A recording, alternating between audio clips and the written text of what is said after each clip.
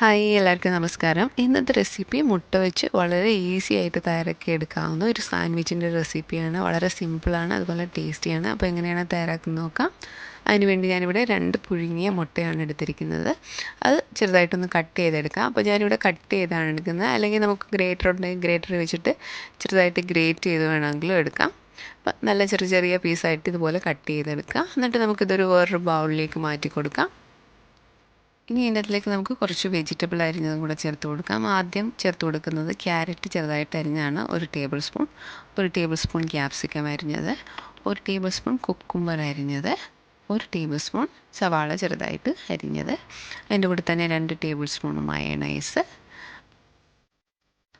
ചേർത്തതിന് ശേഷം ഇതിനകത്തിലേക്ക് 1/4 ടീസ്പൂൺ കുരുമുളക് പൊടിയും 1/4 ടീസ്പൂൺ ഉപ്പും കൂടെ ചേർത്തിട്ട് നന്നായിട്ട് മിക്സ് ചെയ്തെടുക്കാം. അപ്പം വെജിറ്റബിളൊക്കെ ചേർക്കുമ്പോൾ ഒത്തിരി ഓവറായി പോകരുത്, വളരെ കുറച്ച് ചേർത്താൽ മതി. എല്ലാം കൂടെ നന്നായിട്ട് മിക്സ് ചെയ്തെടുക്കുക. ഇനി സാൻഡ്വിച്ചിന് വേണ്ടിയിട്ടുള്ള ഫില്ലിങ് റെഡിയായി. ഇനി ഞാനിവിടെ 2 ബ്രെഡ് എടുത്തിട്ടുണ്ട്. അതിൻ്റെ സൈഡൊക്കെ ഞാനൊന്ന് കട്ട് ചെയ്തെടുക്കുന്നുണ്ട്. അപ്പോൾ ഇത് ഓപ്ഷനിലാണ്, കട്ട് ചെയ്തെടുക്കണമെന്ന് നിർബന്ധമില്ല. അപ്പോൾ എല്ലാ സൈഡും ഞാൻ ഇതുപോലെ ഒന്ന് കട്ട് ചെയ്ത് മാറ്റുന്നുണ്ട്.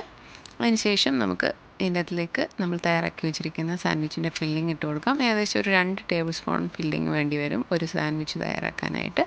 അപ്പോൾ ഇങ്ങനെ ഫില്ലിംഗ് വെച്ചിട്ട് നന്നായിട്ട് ഇതുപോലെ ഒന്ന് എല്ലാ സൈഡും ആവുന്നിടം വരെ ഒന്ന് തേച്ച് കൊടുക്കുക. എന്നിട്ട് മറ്റേ സാൻഡ്വിച്ച് വെച്ചിട്ട് അടച്ചിട്ട് നമുക്ക് കട്ട് ചെയ്തെടുക്കാം. അപ്പോൾ നമുക്ക് ഇങ്ങനെ കഴിക്കാം, അല്ലെങ്കിൽ നമുക്ക് ബട്ടറൊക്കെ ചേർത്തിട്ട് 2 സൈഡും നന്നായിട്ട് ടോസ്റ്റ് ചെയ്തിട്ട് അങ്ങനെ വേണമെങ്കിലും കഴിക്കാം. ഇപ്പോൾ ഞാനിത് ടോസ്റ്റ് ചെയ്യുന്നില്ല, ഇങ്ങനെ കട്ട് ചെയ്തെടുക്കുകയാണ്.